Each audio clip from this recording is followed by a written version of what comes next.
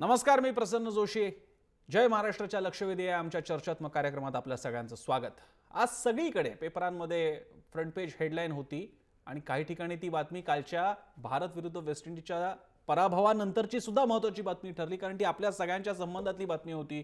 Ready रेकनरचे दर वाढलेले आहेत, त्यामुळे प्रमुख महानगरात महाराष्ट्रात घर विकत घेणं आता अधिक महाग होणार आहे. खास करून तुम्ही पुणे, मुंबई, ठाणे, कल्याण वगैरेच्या या पट्ट्यामध्ये राहत असाल, टायर 1 टायर 2 सिटीजमध्ये, तर तिथे तर तुम्हाला झटका फार मोठा सोसावा लागणार आहे. 7% वाढ करण्यात आलेली आहे.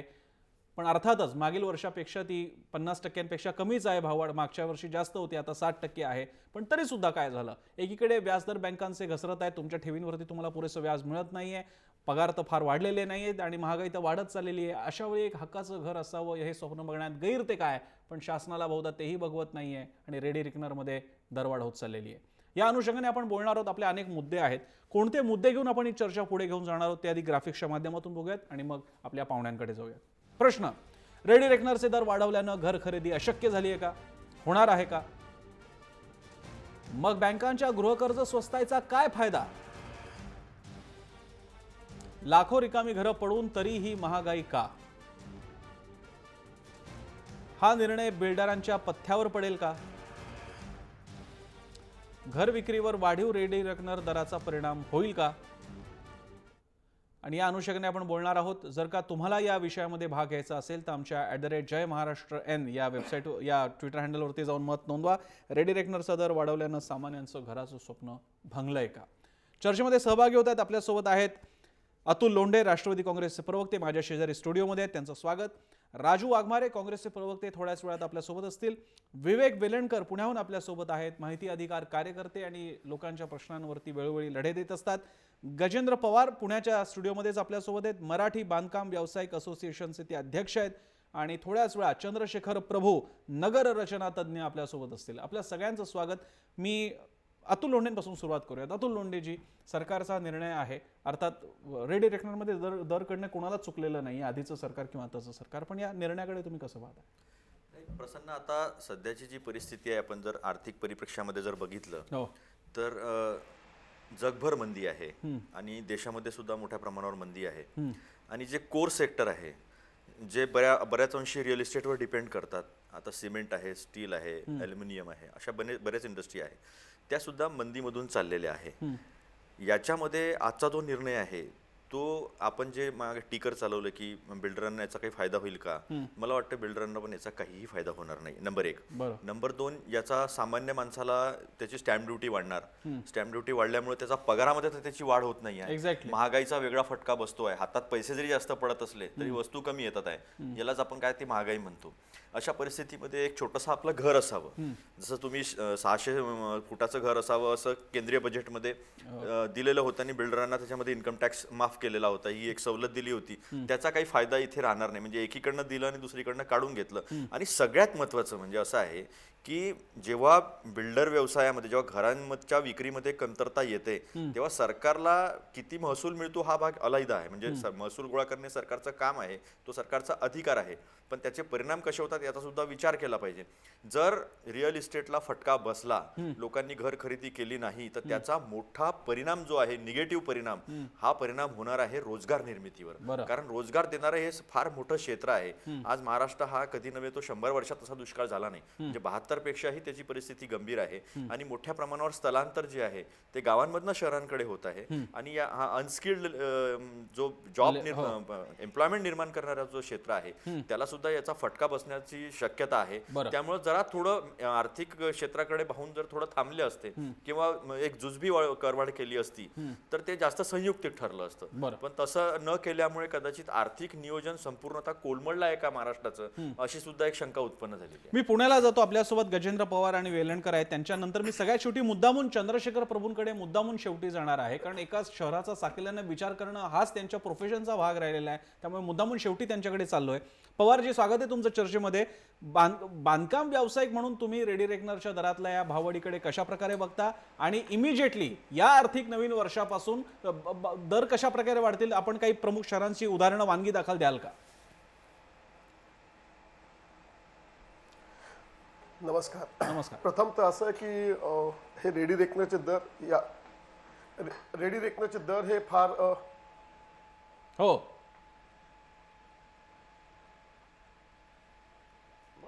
हॅलो नमस्कार. हा तुम्ही बोला पवारजी, आम्हाला ऐकायला येतंय, तुम्ही सलग बोला, आम्हाला नीट ऐकायला येतंय. Okay thank you. रेडी रेकनरचे दर वाढणार नाहीत असा आमचा एक अंदाज होता, परंतु सरकारने खरोखर हे कसं काय धोरण स्वीकारलं मला कळत नाहीये. एकीकडे मंदीचं वातावरण आहे आणि सामान्य लोकांना घर परवडली पाहिजे अशी सरकारची भूमिका आहे. आज तुम्ही बघितलं की पुण्यामध्ये मी पुण्यामध्ये बरेच काम करतोय आणि पुण्याचा जो विचार जर केला तर आज 11% जवळपास पुण्यामध्ये मी वाढ केलेली आहे. बरं, आज मला सांगा की तुम्ही एकीकडे सांगता सामान्य लोकांना घरं मिळाली पाहिजे, 11% तुम्हीच घर वाढवताय. मला आणखीन ह्याचं तुम्हाला इथे खास नमूद करायचं आहे की यांची जी पद्धत आहे, जी रेडी रेकनरचा भाव वाढवण्याची जी पद्धत आहे ती अशी आहे. मी आमचं जेव्हा शिष्टमंडळ त्यांना जाऊन भेटलो आम्ही शासकीय अधिकाऱ्यांना, त्यांना सांगितलं की तुम्ही सध्या मंदीचं वातावरण आहे, आधीच आमची घरं खपत नाहीयेत आणि त्यावेळेला तुम्ही असं सगळ्याचा सारासार विचार करून तुम्ही घराच्या किमती वाढवतायत किंवा, तर त्यांनी एक फार छान आम्हाला असं सांगितलं की आम्ही जे सगळे रेकनरचे भाव आहेत हे त्या परिसरामध्ये जेवढं हायएस्ट रेटने विकलं गेलं असेल आणि लोएस्ट रेटने याचा आम्ही ऍव्हरेज काढतो आणि साधारण आम्ही तो भाव तसा ठरवला जातो. मला एक सांगायचं आहे, एक उदाहरण द्यायचं आहे तुम्हाला की बाणेरमध्ये काही ठिकाणी 10,000च्या भावाने फ्लॅट विकले जातात, त्याच ठिकाणी 6,000ने सुद्धा फ्लॅट विकले जातात. बरोबर आहे. 10,000चा फ्लॅट जो विकला जातो त्याच्यामध्ये स्पेसिफिकेशन्स, त्याचे जे फॅसिलिटीज बरोबर आहे, 10,000 गोष्टी भाव मिळतो आणि अनेक गोष्टींचा अँगल त्याच्यामध्ये असतात. किमती काही घरांच्या जास्त असतात, काही घरांच्या किमती त्याच भागातल्या कमी असतात. पण तुम्ही याचा ऍव्हरेज काढून लोकांची घर तुम्ही का भंग पडता, लोकांना सामान्य लोकांना परवडणार असं तुम्ही म्हणताय एकीकडे, ते कसं शक्य आहे? बरोबर आहे. आणि याला बिल्डरला काय आम्ही आमच्या खिशातून पैसे देणार आहोत का? तुम्ही भाव वाढवले तर आम्ही आमचे रेट वाढवणारच आहोत, हे तर नक्की आहे. म्हणजे एकीकडे तुम्ही आम्हाला प्रेस करताय की बांधकाम व्यावसायिकांना की तुम्ही लोकांना स्वस्त घरं दिली गेली पाहिजे. आम्हाला वाटतं ना, आम्हाला वाटतं की आमचा ग्राहक वर्ग हा खुश पाहिजे, सामान्य लोकांकडे सामान्यातल्या सामान्य माणसांनी आमच्याकडे घरं घेतली पाहिजे. पण तुम्ही दरवर्षी असं वाढवत तुम्हीच वाढवताय आणि एकीकडे आम्हाला सांगताय कसं शक्य आहे? बरोबर आहे. आणि आणखी दुसरी सगळ्यात महत्वाची गोष्ट अशी आहे की याच्यामध्ये तुम्ही जर बघितलं असेल तर लँड कॉस्ट सुद्धा त्यांनी वाढवलेली आहे. ही लँड कॉस्ट ही वाढते, हे ग्राहकांना कसं तुम्हाला महागात पडणार आहे हे मी तुम्हाला इथे सांगायचं कारण खास की जर एखादा लँड कॉस्ट त्या भागातली वाढली तर त्याच्यावरती जो आम्ही बांधकामाचे नकाशे जेव्हा आम्ही सँक्शन करून घेतो त्यावेळी त्याच्यावर आम्हाला प्रीमियम जो लागतो तो त्या लँड कॉस्ट वरती लागतो. जिथं आज 2,000 भाव आहे तिथं तुम्ही जर 2500 भाव केला तर 500 रुपयांनी समजा लँड कॉस्ट वाढली असेल तर त्याच्या काही टक्के 30%, काही ठिकाणी 50% बाल्कनी प्रीमियम असेल, काही ठिकाणी असे प्रीमियम अंश वाढतो आणि ती कॉस्ट त्या बांधकामामध्ये ऍड केली जाते. म्हणजे आमच्या कन्स्ट्रक्शन कॉस्ट मध्ये ऍड केली जाते. म्हणजे ऑटोमॅटिक तिथेही घर किमती वाढतायत, इथेही किमती वाढतायत. ह्या दोन्ही याचा सारासार विचार तुम्ही करायला पाहिजे. मगाशी प्रभू साहेब खूप छान म्हणाले की ह्या इंडस्ट्रीवरती अनेक रोजगार आम्ही निर्माण करतोय. आज एवढा रोजगार निर्माण करणारे आमचा हा व्यवसाय सरकारने मात्र त्याच्याकडे फार वेगळ्या नजरेने बघायचं ठरवलं दिसतंय. बरं ठीक आहे. ठीक आहे, मी येतो तुमच्याकडे. मी आपल्याकडे भरपूर वेळ आहे. मी पवारजी तुमच्याकडे येतो, सगळ्यांकडे जातोय मी आणि मग त्यांच्याकडे इतरांकडे पण मी येईन. मी चंद्रशेखर प्रभूंकडे आता जाईन पहिल्यांदा, त्याच्यानंतर बाकीच्या गेस्टकडे जाईन. चंद्रशेखर प्रभूजी, या रेडी रेकनरच्या मुळात त्याचं गणित काय आहे? जसं मगाशी पवार सुद्धा म्हणाले की समजा एखाद्या एरियामध्ये एखादी वेल एम्युनिटीज असणाऱ्या कन्स्ट्रक्शन मधल्या कॉलनीची रेट एखादा विशिष्ट असेल 10,000 प्रति स्क्वेअर फीट, म्हणून तुम्ही तो अख्ख्या एरियाच्या ॲव्हरेजमध्ये तो कसा धरणारा पहिला मुद्दा होता. दुसरा मुद्दा मला आपल्याला विचारायचा आहे सर, आधीच्या वर्षांमध्ये बनून राहिलेल्या 2-3 वर्षांपासून जर का रिकाम्या पडलेल्या इमारती असतील तर त्यांना तेव्हा जी कॉस्ट असणार आहे आणि तेव्हाचा दर असणार आहे तो वेगळा असणार आहे. आज त्या 3 वर्ष जुन्या रिकाम्या फ्लॅटला गेला जर का आजचा माणूस गेला तर त्याला रेडी रेकनरचा नवीन दर लागू होणार. हे काहीच अन्यायकारक नाही का? हे बघा, फ्लॅट कोण विकत घेतं ह्याचा आधी आपण अंदाज घेऊया. बरं, मुंबईचा वेगळा विचार केला पाहिजे, मुंबई परिसराचा, आणि पुणे, नाशिक, नागपूर वगैरे यांचा थोडासा वेगळा विचार करायला पाहिजे. मुंबईमध्ये दहिसर सारख्या ठिकाणी सुद्धा आज फ्लॅट विकत घ्यायला गेलो तर 1 कोटीच्या खाली काही तुम्हाला फ्लॅट मिळत नाही. अंधेरी सारख्या ठिकाणी 4 कोटी किंवा 5 कोटीच्या पेक्षा कमी फ्लॅट मिळत नाही. 2 कोटीत मिळाला तर खूप नशीब आपलं चांगलं आहे असं म्हटलं जातं. दादर किंवा बांद्रा या विभागामध्ये 8-10 कोटीच्या घरातला फ्लॅट येतो आणि दक्षिण मुंबईमध्ये तर 25-30 कोटीच्या घरात येतो. ह्या कोणा सामान्य माणसाचं हे काम होतं किंवा कोण सामान्य माणूस फ्लॅट विकत घेऊ शकतो? मुंबईच्या टोटल नागरिकांपैकी 0.5% लोक देखील मुंबईत फ्लॅट विकत घेण्याची क्षमता त्यांच्यामध्ये नसते. त्यामुळे हा सर्व जो एक्सरसाइज आहे हा काही सामान्य माणसाला घर देण्याचा एक्सरसाइज नाहीच. कारण सामान्य माणसाला नाही, 99.5% लोकांना मुंबईत घर परवडत नाही. त्यामुळे रेकनर किंवा घर विकत घेण्याची प्रक्रिया आहे ती ठराविक लोकांची आहे. आता म्हाडानी बांधलेली घरं किंवा सिडकोनी बांधलेली घरं याचा वेगळ्या पद्धतीनं विचार करता येईल आणि त्याच्याकरता स्टॅम्प ड्युटी किती असावी, कमी असावी, जास्त असावी यावर विचार करता येईल. पण एकंदरीत सामान्यांना बिल्डरांनी दिलेली घरं ही परवडण्याच्या पलीकडे गेलेली आहेत आणि ती बिलकुल परवडत नाही. पुण्यासारख्या ठिकाणी कदाचित असण्याची शक्यता आहे. त्यामुळे ज्याला 4 कोटी देता येतात त्याला 4 कोटी 20 लाखही देता येतात असं एकंदरीत ती परिस्थिती आहे. त्याच्या बाबतीत रेडी रेकनरचं वाढवावं किंवा कमी करावं या वादामध्ये मी जाऊ इच्छित नाही. पण म्हाडासारख्या संस्थेनी जर स्वस्त दरामध्ये म्हणजे रिलेटिव्हली स्वस्त दरामध्ये, आज म्हाडाचे सुद्धा घरं ही मुंबईमध्ये 25-30 लाखाच्या घरात जातात, काही ठिकाणी 40 लाखाची आहे. तर त्या ठिकाणी रेडी रेकनरचा दर हा कसा असावा, काय असावा याचा थोडा विचार व्हायला पाहिजे. याविषयी काही वाद नाही. पण कोण जर म्हणत असेल की यातून सामान्यांना घर परवडणार नाही, सामान्यांना घर एरवी परवडत नाही, रेडी रेकनर तुम्ही वाढवा किंवा कमी करा. सामान्यांना घर परवडण्यासाठी सामान्यांकरता घराची वेगळी योजना करण्याची आवश्यकता आहे आणि ती सरकारने अजून तरी केलेली नाही. आणि तशा पद्धतीची योजना येईपर्यंत सामान्यांना किंवा मध्यम वर्गाला घर काही परवडणार नाही. त्यामुळे परवडणाऱ्या घरांच्या नावाखाली रेडी रेकनर कमी करा असं कोण म्हणत असेल तर ते चुकीचं आहे. कारण आज मुंबई सारख्या ठिकाणी तरी विकत घेणारी घरं ही परवडणारी नसतात, कोणालाही परवडणारी नसतात. बरं, इथे एक तुम्ही म्हणताय हे 80% तुम्ही म्हणताय ते पटण्याजोगच आहे प्रभू सर. फक्त त्याच्यातला मुद्दा असा आहे की समजा एखाद्या व्यक्तीला अगदी आजच्या घडीला आधीचा एखादा फ्लॅट जमिनी वगैरे विकून समजा 2-1 कोटी जरी उभे करता आले आणि तुम्ही म्हणताय तसं 2 कोटीवाल्याला 20 लाख देणं काय अवघड आहे. पण सर तो 20 लाखाचा सुद्धा फार मोठा क्वांटम असू शकतो. कदाचित त्याच्याकडे त्याची एक लक्झरी गाडी येऊ शकते. प्रश्न माणूस श्रीमंत आहे किंवा गरीब आहे किंवा मध्यमवर्गीय याचा नाहीये, ती कॉस्ट जी एक्स्ट्रा जाणार आहे ती आणखी एक्स्ट्रा का हा मुद्दा आहे. 2 कोटीवाले घेणारे सुद्धा त्या अर्थानं गर्भश्रीमंत ठरत नाही आजच्या काळामध्ये, म्हणून आपण ती चर्चा थोडीशी त्या डिरेक्शनला घेतोय. मी पुण्याला वेलणकरांकडे जाण्यापूर्वी काँग्रेसचे 2 कोटी देऊन घर विकत घेणारे श्रीमंत ठरत नाही हा म्हणजे या मुंबईच्या गोष्टीमध्ये प्रभू सर आपण जर का मुंबई हे युनिट मानणार असाल तर 2 कोटी देऊन घर घेणारा श्रीमंत ठरतोच असं नाही. दादरमध्ये अनेक दाखवता येतील की ज्यांच्या घराची कॉस्ट 2.5-3 कोटी असेल पण म्हणून त्या माणसाकडे 2.5-3 कोटी बँकेत पडलेत असं होत नाहीये. मी सगळ्या अंगाने हा विचार करायचा प्रयत्न करतोय. अनेक जण आपली संपत्ती विकून मोठे फ्लॅट विकून छोट्या घरात जात आहेत. या सगळ्या आणि कोणी 2 कोटीवाला का असे ना, 20 लाख ही काही छोटी रक्कम नाहीये एखाद्यासाठी. आणि सगळ्या अंगाने आपण विचार करायचा प्रयत्न करूयात अगदी सामान्यासाठी सुद्धा. आणि पुणे, डोंबिवली, कल्याण वगैरे बाकीची सुद्धा भाग येणारच आहेत आपल्या चर्चेमध्ये. मी काँग्रेसचे आपल्यासोबत राजू वाघमारे त्यांच्याकडे जातो. वाघमारे जे काँग्रेसचे प्रवक्ते तर आहेतच पण बांधकाम व्यवसायाचा सुद्धा त्यांना अनुभव आहे.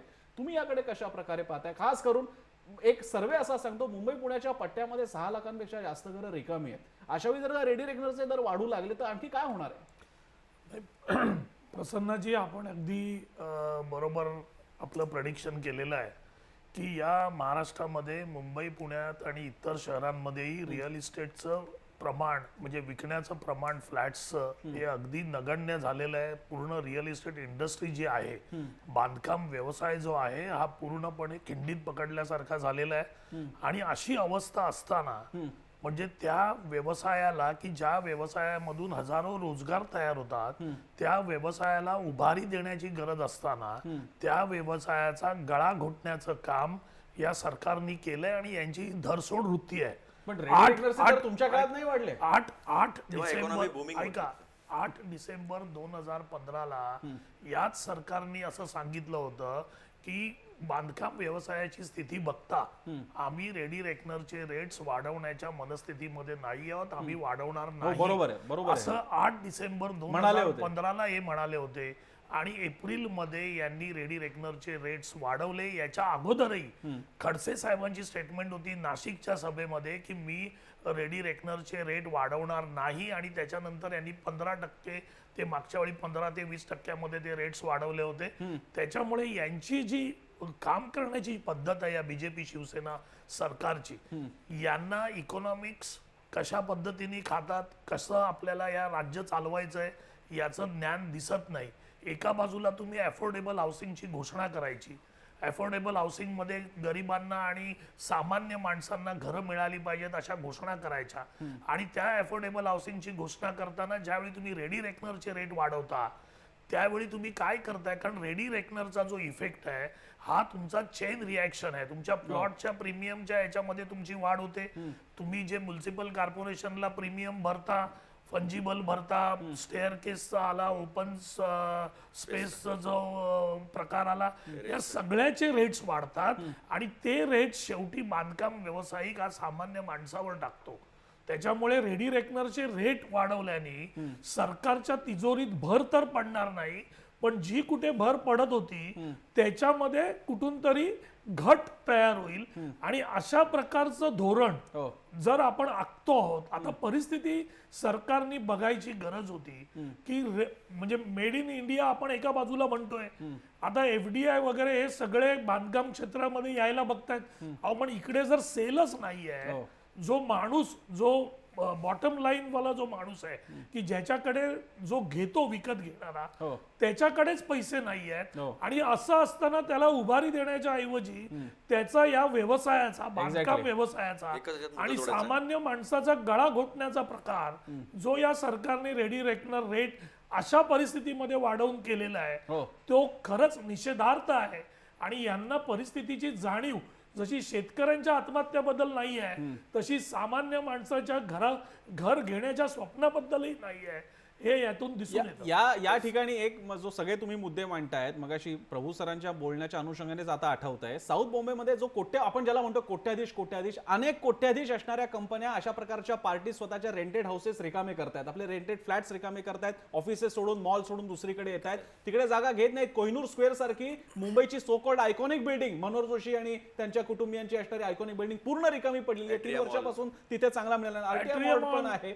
त्यामुळे ही घटना आहेत. आम्हाला कोट्याधीशांना सुद्धा ही महागाईच वाटते. त्यामुळे तो फक्त मुद्दा ऍड करा. मला याच्यात फक्त एक मुद्दा ऍड करायचा होता की याच्यामध्ये बिल्डर आणि सामान्य व्यवसायाला पुन्हा एक इन्कम टॅक्स नावाचा जो टॅक्स आहे, न कमवलेल्या उत्पन्नावर टॅक्स भरावा लागेल. कारण की रेडी रेकनर प्रमाणे तुम्हाला शेवटी इन्कम टॅक्स मध्ये टॅक्स भरावा लागेल. जर तुमची खरी उत्पन्न 2000 आहे आणि 2500 रुपये जर स्टॅम्प ड्युटीचं पकडल्या गेलेला आहे, हा 500 रुपये तर कुठेच या 500 रुपयाचं उत्पन्न कुठेच तयार झालं नाही. ना याच्यामध्ये सिमेंट विकत घेतला गेला, ना याच्यामध्ये स्टील विकत घेतला, कुठलीही ऍक्टिव्हिटी झाली नाही, ना याच्यामध्ये एम्प्लॉयमेंट जनरेट झाली, रोजगार जनरेट झाला, तरी पण याच्यावर इन्कम टॅक्स भरावा लागेल. जो सामान्य व्यक्ती फ्लॅट घेईल, आपण मान्य करू प्रभू साहेबांचं की लोकांकडे एवढे जास्त पैसे असतात मुंबईमध्ये, तर त्यांनी न कमवलेल्या उत्पन्नावर त्यांना टॅक्स भरावा लागेल ना, कारण त्यांचं उत्पन्न त्यांच्या बॅलन्स शीट मध्ये इकडे रिफ्लेक्ट होईल ना असेट साईडला. त्यामुळे म्हणजे मी आपल्याला असं सांगतो की बऱ्याच वेळा राजकीय नेत्यांवर त्यांच्या ऍफिडेव्हिट मध्ये सुद्धा याचा फरक पडेल की आम्हाला सांगा, तुम्ही शिकवा आम्हाला कशा पद्धतीने तुम्ही तुमचा व्यवसाय करता की एवढ्या झपाट्याने वाढतो. तो ऍक्च्युअली झपाट्याने वाढत नाही. गेल्या काही काळामध्ये इकॉनॉमिक ऍक्टिव्हिटी खूप झाल्या, पण त्याचा रेडी रेकनर रेट वाढल्यामुळे काय होतं की कुठलीही ऍक्टिव्हिटी न करता तुमची संपत्ती जी आहे ती कायम वाढत जाते, ती कोट्यावधीच्या घरात जाते. त्याचा जो फरक आहे तो सुद्धा. मी मगाचपासून पुण्याला गेलोच नाहीये, मला विवेक वेलणकरांकडे जायचंय, मी त्यांच्याकडे गेलोच नाही. वेलणकरजी, मी आपल्याकडे सामान्यांचा प्रतिनिधी म्हणून बघतो, खास करून पुण्याच्या फ्रिंजेस एरियामध्ये आजही रिकाम्या इमारतींचा एक अख्खा आगार बघायला मिळतं. फ्लॅट्स विकले जात नाहीयेत. अनेक बिल्डर्स हे पुण्यातले नामवंत बिल्डर, ज्यांची नावं आपण इथे फॉर ऑब्व्हियस रिझन्स घेऊ शकत नाहीत, ते कर्जबाजारी आहेत, डोक्यावरती कर्ज आहेत त्यांच्या. अशा वेळी वेलणकर आम्हाला सांगा, सामान्यांची काय स्थिती होईल आणि हे बांधकाम क्षेत्र कोणत्या दिशेने जाणार? नाही, निश्चितपणे हा निर्णय चुकीचा आहे. मला काही कळत नाही की इकॉनॉमिक्सचं साधं प्रिन्सिपल आहे की जर तुम्ही रेट वाढवला तर उत्पन्न वाढतच असं नाही. एक्झॅक्टली. स्टॅम्प ड्युटी हे सरकारच्या उत्पन्नाचं एक साधन आहे. त्यांनी जरी 10% रेडी रेकनर वाढवला तरी त्यांचं उत्पन्न स्टॅम्प ड्युटी मध्ये 1% वाढणार आहे फक्त. उद्या 2% सेल कमी झाला घरांचा हो. की त्यांचं उत्पन्न आहे त्याच्यापेक्षा कमीच होणार आहे. त्यामुळे रेडी रेकनरचं रेट वाढवून आपलं उत्पन्न वाढेल असा समज करून घेणं अत्यंत चुकीचं आहे. फक्त इंडस्ट्रीला आणखीन गाळात घालण्याची लक्षणं आहेत. दुसरा त्यातला गमतीचा भाग असा आहे की इकडे सेंट्रल गव्हर्नमेंट मोदी सरकार छोट्या घरांना प्रमोट करण्यासाठी त्यांना सर्व्हिस टॅक्स मध्ये सूट देत आहे, इन्कम टॅक्स मध्ये सूट देत आहे, आणि दुसरीकडे इथे मात्र असा कुठलाही क्रायटेरिया न लावता सब घोडे 12% प्रमाणे रेडी रेकनर मध्ये वाढ केली जाते. मला असं वाटतं की या संदर्भात पुण्यात म्हणजे राज्याचे जे स्टॅम्प ड्युटी चे प्रमुख आहेत त्यांनी 6 महिन्यापूर्वी राज्य सरकारला एक निवेदन दिलं. त्यात त्यांनी असं सांगितलं की 500 स्क्वेअर फुटापर्यंतचे जे छोटे अफोर्डेबल हाऊसिंगचे फ्लॅट्स आहेत त्यांना तुम्ही फिक्स्ड ड्युटी करा, 1000 रुपये 2000 रुपये. त्यांना हे टक्केवारी बेसिसवर ठेवू नका, म्हणजे मग या रेडी रेकनरचा फटका त्यांना बसणार नाही. परंतु सरकारकडे ते प्रपोजल तसंच पेंडिंग आहे आणि त्याच्याकडे न बघताच आता झटक्यात स्टॅम्प ड्युटी वाढवून सरकार मोकळं झालंय. हे अत्यंत दुर्दैवी आहे. आमचं तर मत असं होतं की सामान्य माणसाला ते काहीतरी दिलासा देतील. जे 1% एलबीटी त्यांनी लावलेला आहे तो कॅन्सल करतील, कारण आज 50 कोटीचा टर्नओव्हर असलेल्या व्यापाऱ्याला एलबीटीतनं सुटका आहे, पण 50 लाखाचं घर घेणाऱ्या माणसाला मात्र 1% एलबीटी भरायला लागावा हे कुठल्याही लॉजिक मध्ये बसणार नाही. परंतु सरकार लॉजिकचा विचारच करत नाही का काय, असं आता याच्यातनं आम्हाला चित्र दिसायला लागेल. आपल्याला यावर व्यक्त व्हायचं असेल तर आमच्या ट्विटर हँडलवरती @जयमहाराष्ट्राइन वरती रेडी रेकनरचा दर वाढवल्यानं सामान्यांच्या घराचं स्वप्न भंगलंय का, तुम्ही नक्की याला उत्तर द्या, प्रतिसाद द्या.